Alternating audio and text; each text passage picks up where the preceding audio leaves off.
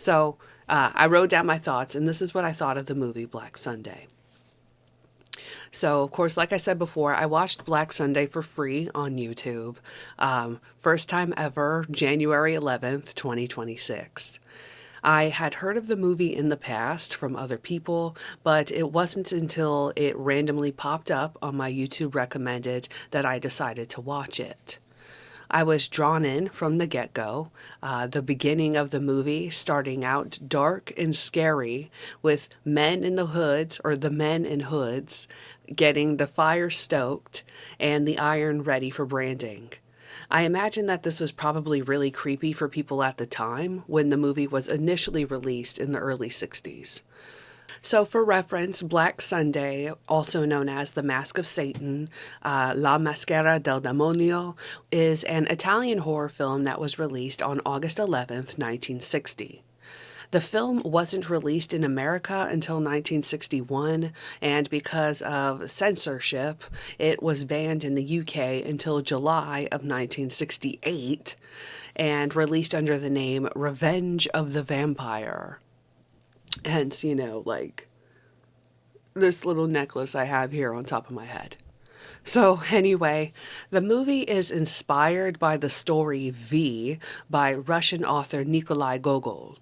The plot of the film is that sorry, I have to read this the way they said it because, I don't know, the names don't, anyway.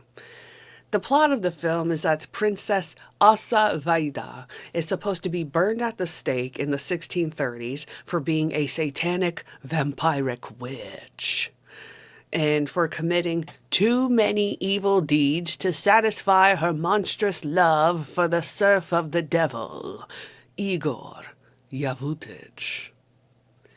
Condemned by her own brother, he orders for the Mask of Satan to be nailed onto her face.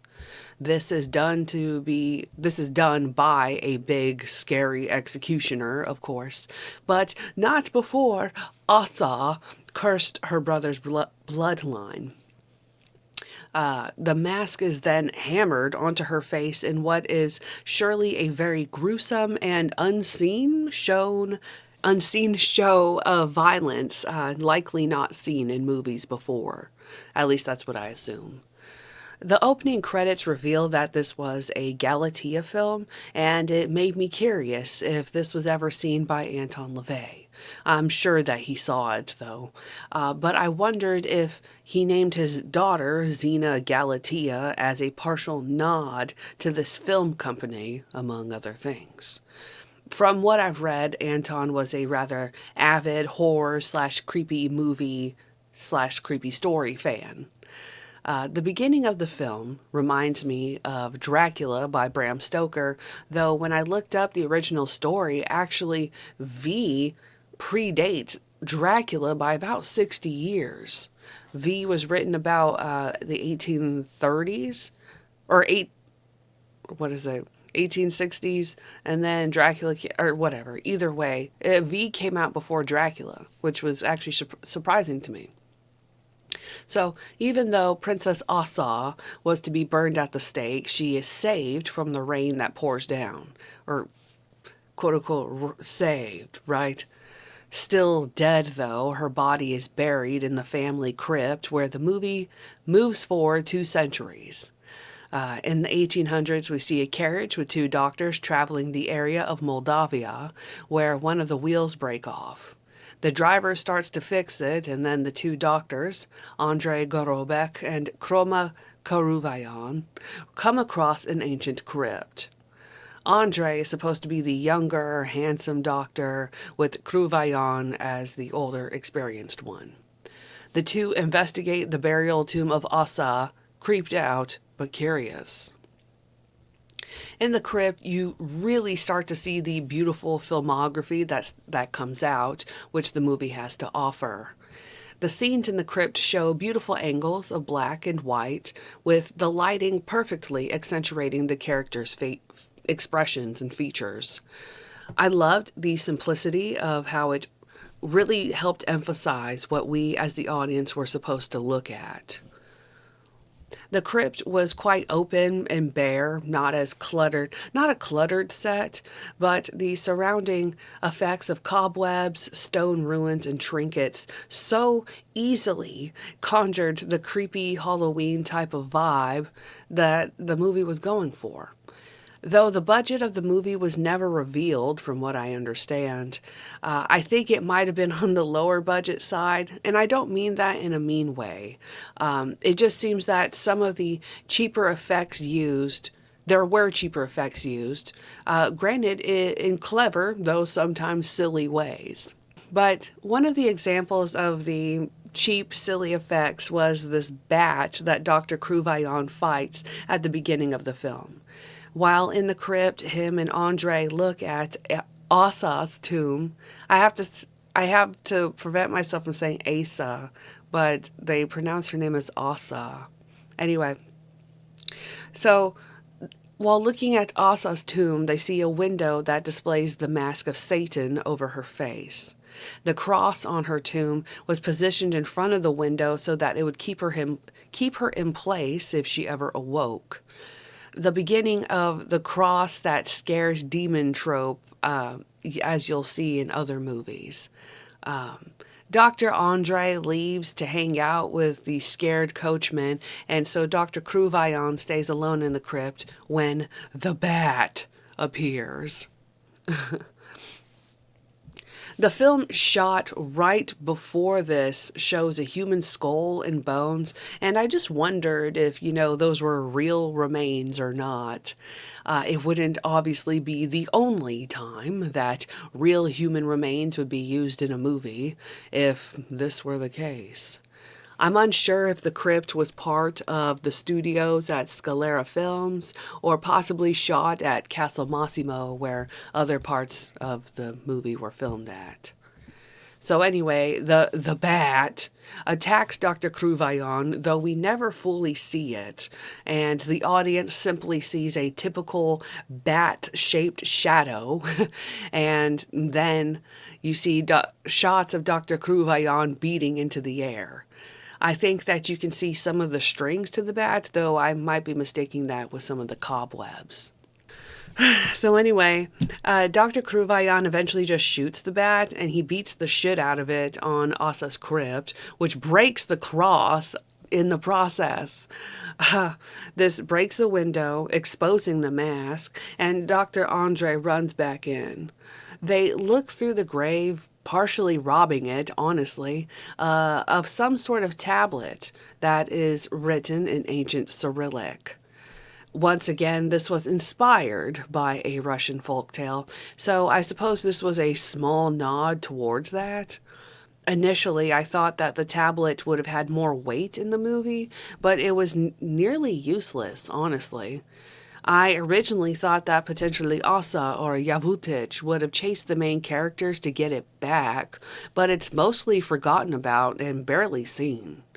Near the end of the film, Dr. Andre gives the tablet, or icon as they had started to call it, to the main priest, who takes it to be translated, and it's not until another scene later in the movie that the father says in passing what the icon was for.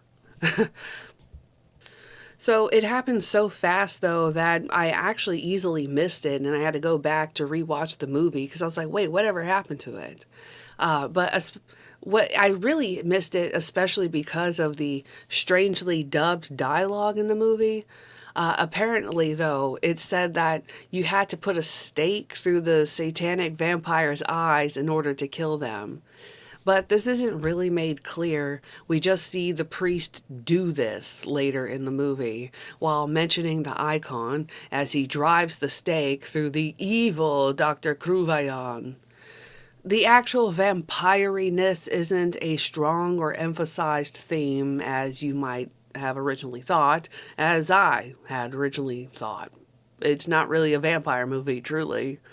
But there's vampire elements to the movie, though what we think of in modern day for vampires isn't in this film, really. There are neck bites and a few other vampire things, but Black Sunday doesn't seem to truly explain what makes the antagonists vampiric, witchy, or satanic. I suppose part of it might have been a way to interchange the words, as many people have considered witch and satanic as the same thing. And off the top of my head, I believe the general lore of vampires is that people sold their souls to the devil for immortality or eternal youth. The movie doesn't really say why Asa and Yavutic are evil. We are just supposed to believe that they are. So, anyway, Dr. Kruvayan cuts himself on the broken glass to the window of Asa's tomb. This small bit of blood plus the destruction of the cross starts to awaken her. And thus the process starts for her to gain her corporeal form, it being implied that she'll take over the body of Princess Katya, her current living descendant, that just so happens to look exactly like her. Because of the blood spilled by Kruvayan, Asa summons Yavutic back to life, and he rises from the grave. So, Yavutic comes back to life with the mask of Satan on his face in what is actually a very clear and amazing shot. I appreciate the detail that went into the mask, plus the dragon emblem that was on the costume. I thought that it looked really good and really technically well done. It reminded me actually of the dragon priest masks from Skyrim, and I wondered if potentially this was a possible influence of that movie, the movie had on maybe that game. Let me just take this off. This just isn't working. Granted, as kind of scary and creepy as Yavutic had looked with the mask on, when he took the mask off, he really wasn't scary. He just looked like a slimy, shiny member of Jethro Tull. Not scary at all. I found the pace of the movie to be slow at times and would sometimes lull. I understand that the film was dubbed for the English-speaking audience, but sometimes the dialogue would look so off and unbelievable from what the actors were saying that some of the scenes were just silly to me. In general, I don't take the film that seriously, but I find it to be an essential piece to Gothic movie horror. I understand, though, that the film was recorded actually in English, but apparently because of some of the actors' very thick Italian accents, it had to be dubbed. I'm assuming that Barbara Steele dubbed her own lines, but even if this is so, even her character, even her lines look off when watching the movie. Whoever dubbed her character would make me laugh at times because with the way they would put so much emphasis on the word Mirgorod. It would make the dialogue sound out of place at times, messing up the flow of a scene. It's kind of like when people say, put emphasis on non-English words when saying a sentence in English, I don't know how to really, the only thing that comes to my mind is when sometimes people will be like, oh, the tortilla, da da da da da. And it's like, dude, you don't have to put the emphasis on it. Anyway. I just found the way they were saying Mirgorod, Mirgorod, Mirgorod hilarious. I was like, okay, we get it, dude. Freaking Mirgorod. Shit. Anyway, the romantic subplot I found to be superfluous and shoehorned in. I laughed at the notion that Dr. Andre would have serious feelings for Katya after only meeting her less than 2 days before. Surely this was something forced into the plot. It had no bearing on the movie at all and really didn't have to exist. The movie would not have suffered at all if they just didn't have the romantic plot. It was not necessary. Black Sunday was, of course, as said before, recorded and released in 1960, still very much in the old Hollywood or golden era style of film. It follows much of the 1950s type of movies where the big bad guy loses, the handsome young man gets the girl, and everything is happy at the end, for the most part. Asa ends up being burned at last, and Andre gets to kiss Princess Katya. There's no discussion as to what would happen next, though I think it would be interesting to think about. During the course of the movie, Katya's remaining family dies, so I guess we could just assume that she finally leaves the castle with Andre. From a historical type of perspective, I think that this movie is necessary in some ways. If you're into the horror genre, this surely opened up some avenues for later films. I wonder if the creators of the movie V, which came out in 1967, saw this movie first and decided to do a more faithful rendition of the original story. The effects used to make Princess Katya to look younger and older were actually very clever. When I read about it, actually just on Wikipedia, it had stated that they had used a grease pencil to draw like the wrinkles and stuff on her face, and then red and green lights they would oscillate like red and green lights to show the younger, wrinkleless, wrinkleless? Is that even a word? Wrinkleless face versus the whatever other lights to show the wrinkles. But anyway, I thought that was very clever. But anyway, because they recorded this in black and white, that's why they were able to do the red and green lights, because you can't see the light changes. But overall, I think the dark theme to the film definitely inspired generations to come afterwards.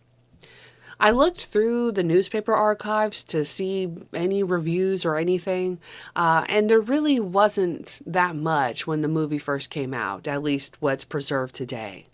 Though the few reviews that came up were short, they seemed to recommend the movie.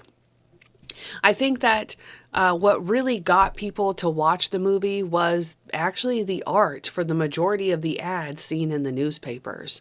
The freaky woman's face is eye capturing and surely entices people in.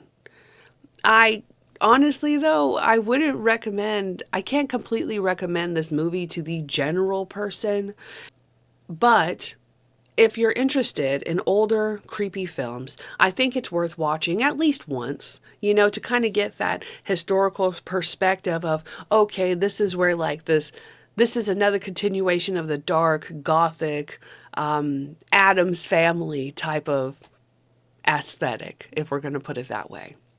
It's not the type of movie I'd purposely choose to watch over and over, though I think it's a perfect movie for a Halloween marathon. That's it.